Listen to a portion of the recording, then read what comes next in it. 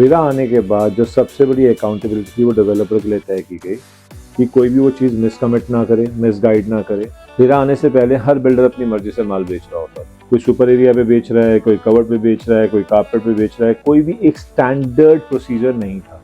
अगर project delay हो रहा है तो कस्टमर के पास कोई बहुत ज़्यादा ऑप्शंस नहीं थे। कस्टमर की ईएमआई थोड़ी सी लेट हो रही है तो उसके ऊपर इंटरेस्ट लगाया जा रहा है। बिल्डर ने अगर प्रोजेक्ट 2 साल डिले कर दिया तो उसके ऊपर भी कोई स्ट्रॉन्ग एक्शन लेने के लिए मैकेनिज्म नहीं।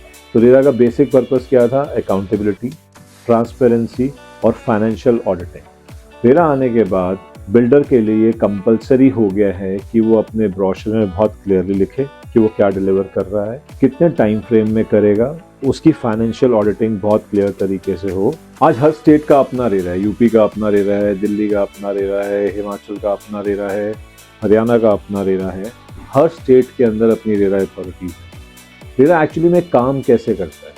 सबसे पहला कंपल्शन बिल्डर के ऊपर ये है कि उसको अपने प्रोजेक्ट का रजिस्ट्रेशन कराना पड़ता है और रेरा नंबर लेना पड़ता है। उसमें जितने भी उसके लैंड ओनिंग डॉक्यूमेंट्स हैं वो जगते हैं, जो भी वो अप्रूवल लेकर आया है वो सारे उसको जमा कराने पड़ते हैं रेरा के अंदर। ये पब्लिक डोमेन में होता है।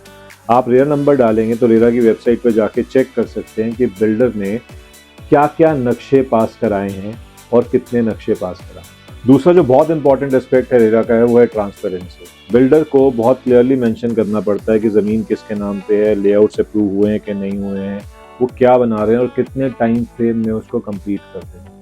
तीसरा जो एक बहुत इंपॉर्टेंट रूल है वो 70% amount should be in escrow account. किसी भी प्रोजेक्ट के अंदर 70% अमाउंट जो कस्टमर से रिसीव हुआ है वो एस्क्रो अकाउंट में रहेगा।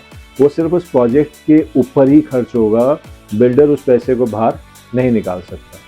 चौथा जो बहुत क्लियरली है कि बिल्डर को बहुत क्लियरली बताना पड़ेगा कि इस प्रोजेक्ट में, इस यूनिट में कारपेट एरिया कितना है। वो ऐसा नहीं कर सकता कि सुपर एरिया पे बेच रहा है, कवर्ड पे बेच रहा है। वो जिस भी एरिया पे बेच रहा है उसको बहुत क्लियरली अपनी बीबीएमए, जिसको बिल्डर बायर एग्रीमेंट कहते हैं, उसमें बहुत क्लियरली मेंशन करना पड़ेगा कि इस यूनिट का कारपेट एरिया कितना है। इसके अलावा किस टाइम पे वो उस प्रोजेक्ट का पोजीशन दे देगा।